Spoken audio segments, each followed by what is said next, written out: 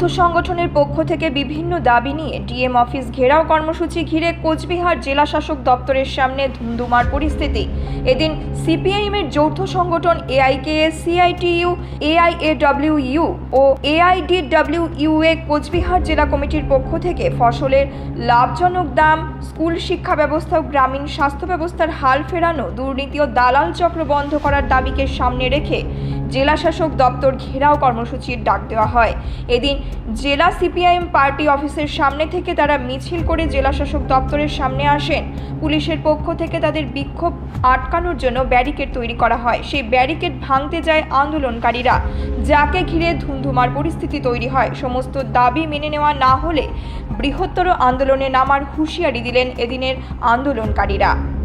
চারটি গণসংগঠন কৃষক সভা, খেতমজুর, শ্রমিক এবং মহিলা সমিতির নেতৃত্বে জনগণের 8টা দাবি নিয়ে আমাদের ডিএম অফিসে ডেপুটেশন অবস্থান অভিযান।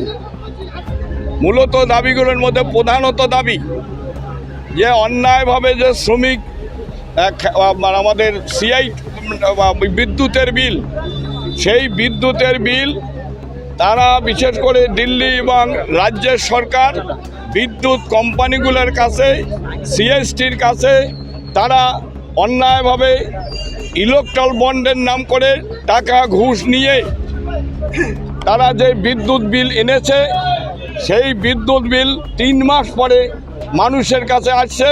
সেটা বিরাট একটা ফারাক হয়ে মানুষের কাছে যে মানুষ দেওয়া সম্ভব না।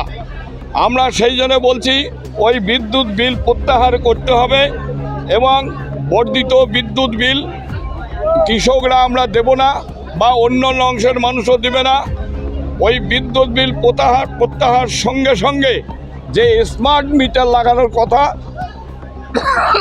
সেই স্মার্ট মিটার আমাদের পশ্চিমবাংলায় লাগানো চলবে না।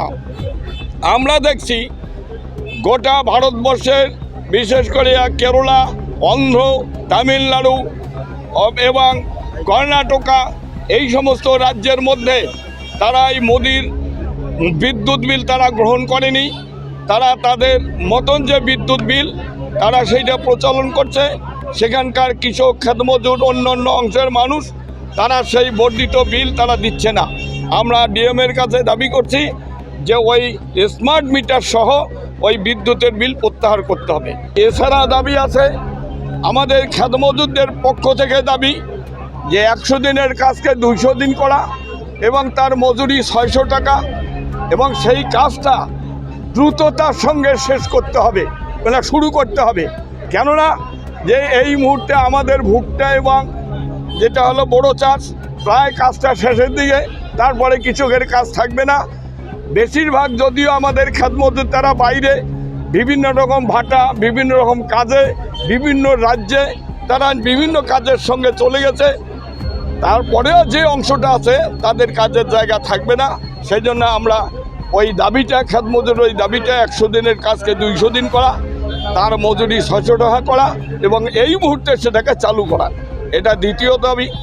তৃতীয় দাবি যে আমাদের যেটা অসংগঠিত শ্রমিক আছে তাদের যে শ্রম কোড নিয়ে আসে তাদের মজুরি কমে দেওয়া হয়েছে এবং তাদের বিরুদ্ধে যে অন্যায়ভাবে, বেআইনিভাবে তাদের মজুরি যে কমে দেওয়া এবং মজুরি আইনকে সংশোধন করা, আমরা বলছি সেই শ্রম কোড প্রত্যাহার করতে হবে এবং প্রত্যেকটা শ্রমজীবী মানুষকে তার কাজের সময়, বিশেষ করে শ্রমিকদের 26,000 টাকা মজুরি, কাজ যদি না থাকে তাহলে 7,500 টাকা মানুষকে দিতে হবে।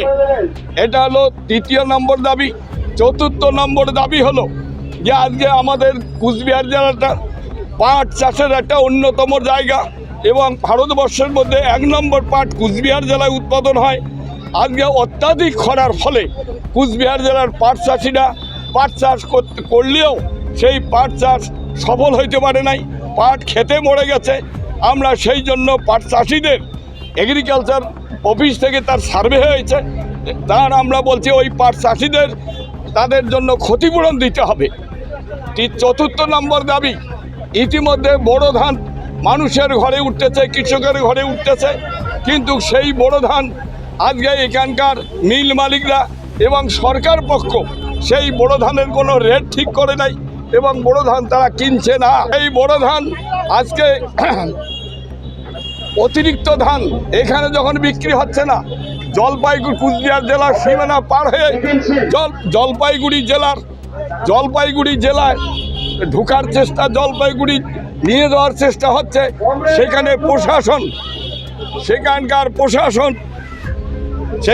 প্রশাসন সেটাকে বাধা সৃষ্টি করছে। এইটা একটা দাবি আমরা বলছি। আমরা যেটা দাবি, যদি স্কুল 8,500 স্কুল বন্ধের পথে, সেখানে শিক্ষক নাই, ছাত্ররা বেসরকারি স্কুলে যাচ্ছে, বেসরকারি স্কুলের সেখানে যা পেমেন্ট অর্থাৎ যা তাদের টিউশন ফি প্রচণ্ডভাবে বেড়ে যাচ্ছে। তার ফলে সাধারণ গরিব মানুষের সন্তান আর পড়তে পারবে না।